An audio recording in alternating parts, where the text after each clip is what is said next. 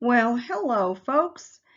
I am today going to do something a little bit different than I've been doing on the videos. I received some questions, it's been a couple of weeks ago now, from some students that they wanted to have answered, and I already had things kind of scheduled, so I didn't have room in my calendar for it until this week. But I'm going to start today. This is for Friday, May 1st, and I'm going to start doing ROP News and Roundup and answering questions that you all send to me. So I've got several questions I'm going to answer for you today. And let's go ahead and get started on the first one. So question number one, of course, talking about the coronavirus, how did the disease spread? Well, actually, it's not a disease, it's a virus. There's a difference between diseases and viruses. Diseases mean something that's chronic, long-standing. Viruses tend to be very quick-moving through a population. So a virus moves through a population. It also mutates as it goes through a population. A disease doesn't do that. So mutating means it changes as it's going along. And actually, scientists have been watching the coronavirus, and it mutates about every 15 days, which means that it slightly changes, not drastically. And as a result of that, it may affect different populations. It may become more what we call virulent, which means harder to get over. It may become less virulent. It may actually switch off whatever makes it contagious at some point, because the virus really doesn't have a brain. It's just doing what it knows to do, which is mutating. So how did it spread so quickly? The answer is through the typical modes that viruses spread. Since this does tend to be a respiratory situation, it's through things like coughing and sneezing, and droplets get into the air, or they get onto surfaces, then people put their hands on surfaces, and then they rub their faces or rub their eyes or whatever. And it has been shown to be able to move into the body through people's eyes, through their nose, and through their mucous membranes in their mouth. So that's usually the way that it gets through. And contact simply means that you've touched something that it was on. So that's the major ways that we know of that it has spread, although we do know that it also survives the digestive tract. And so there have been cases of some virus capsids that have been detected in people's poop. So that's another way that it could spread. So yet another reason to wash your hands. So let's go to question two.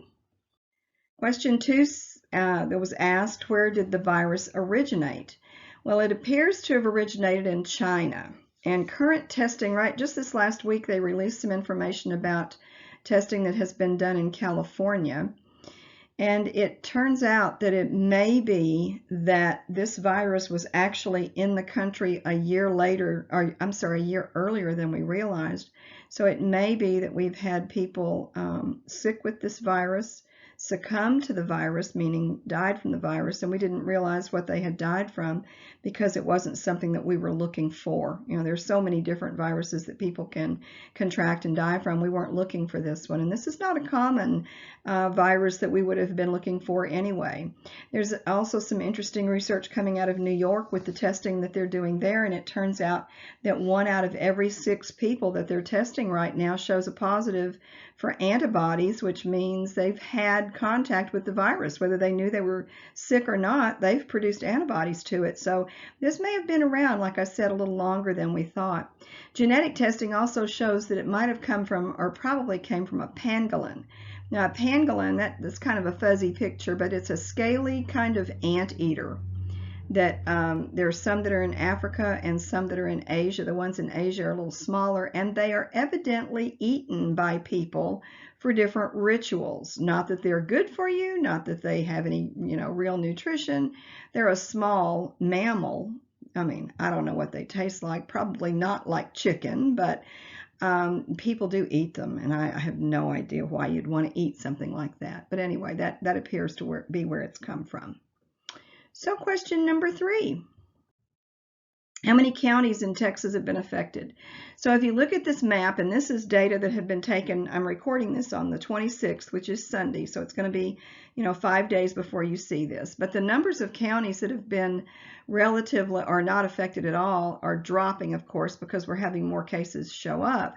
However, look at how many counties are still blue, who have had 0 cases reported. And then you've got various shades of kind of yellow to orange to red, with the highest county, excuse me, it's not corona, The highest county being Harris County, which is Houston, and Harris County has had 5,729 cases reported with 93 deaths. And like I said, this is data that's been gathered on 4/26/20. And the numbers of cases in Texas are not going down, but the numbers of cases being reported every day are going down. So if you had, let's say, 100 cases reported yesterday and 95 cases today, your number of cases is still going up, but it's not going up at the same rate. So we are experiencing a drop in cases, which is exactly what we wanted to see happen. So that would tend to make us think that the social distancing and the staying at home from work and those kinds of things has been effective and effective means. And by the way, I was looking at a newspaper article the other day that was talking about schools closing and churches not meeting and all of that.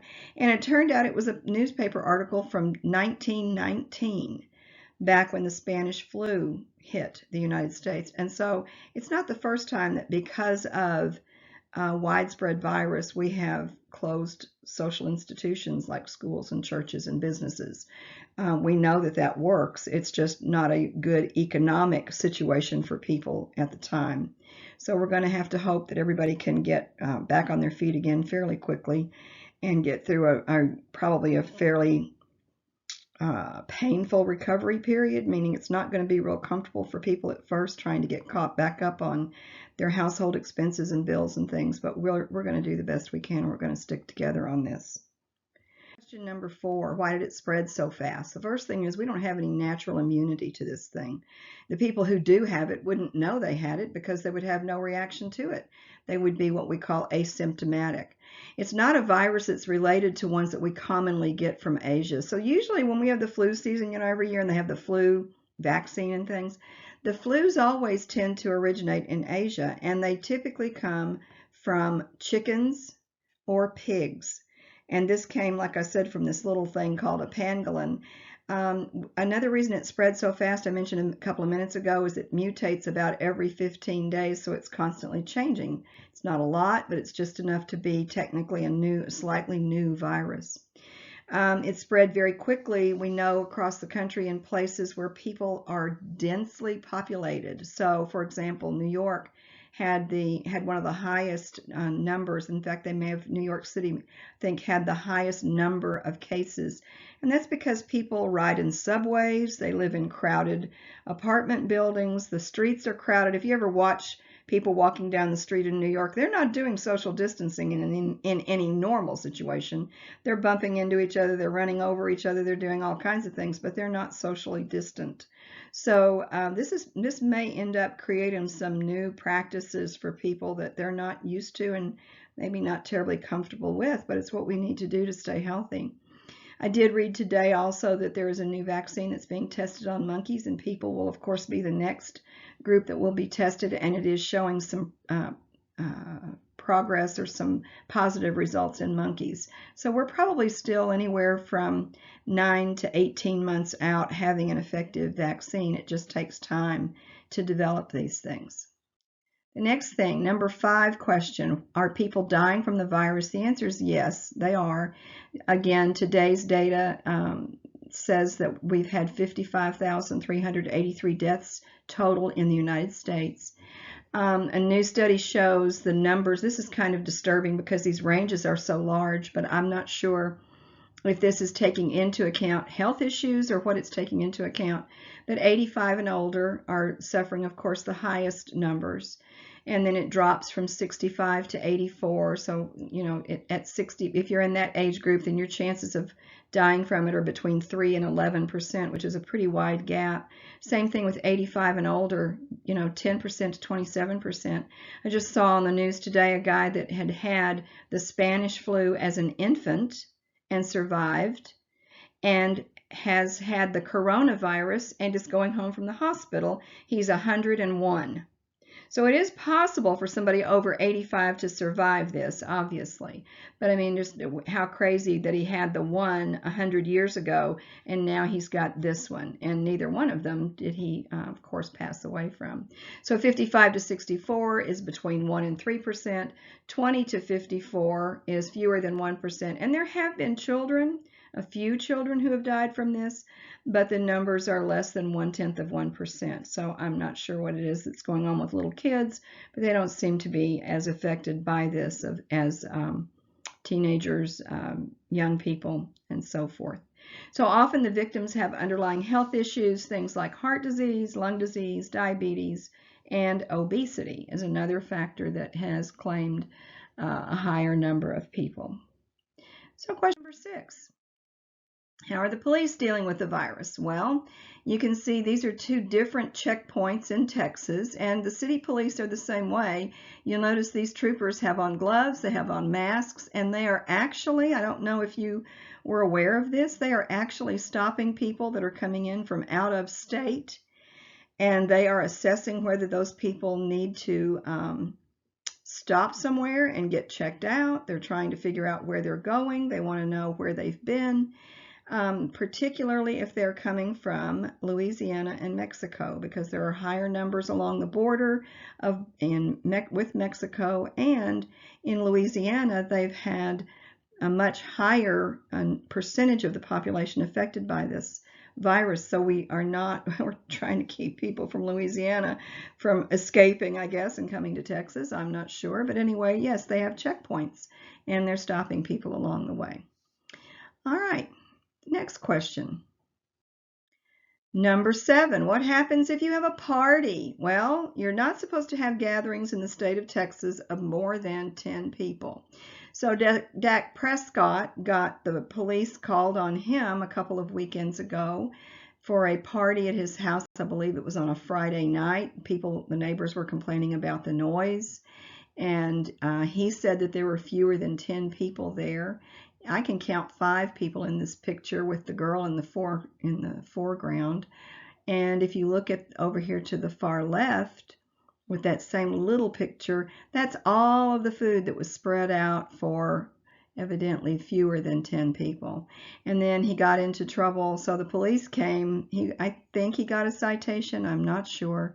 A week or so earlier than that, he had been out practicing with some friends, and then they all posed for this picture. Obviously, Dak, you're not practicing social distancing, so he's been having a hard time, though I don't want to give him too hard a time, because I'm not sure if you know this, but his brother passed away a couple of days ago, his 30-year-old brother. So they don't know why. They don't have a cause of death yet, but we want to keep him in our prayers. Number 8, and the most asked question out of the group, when will we go back to school? And the answer right now, we don't know, but we will come back as soon as we can. So trust me when I say that we miss you guys. We really do. We probably miss you more. We know you miss us. We've received letters and notes from you saying that, and I really do appreciate those of you who wrote to all of us, but particularly who wrote to me. And because I know some of you are going to be gone before I get back, and I'm so sorry that I won't get a chance to say goodbye. But I know you're going to go off and be very successful. Everything's going to go great, but we will be back as soon as we can, because as I started to say, I know that you all miss us, but we talk every day, the teachers do. And we miss you guys maybe even more than you miss us. So now you need to take that piece of paper that you should have gotten at the start of this video, and you need to send me some questions for next week's ROP News and Roundup.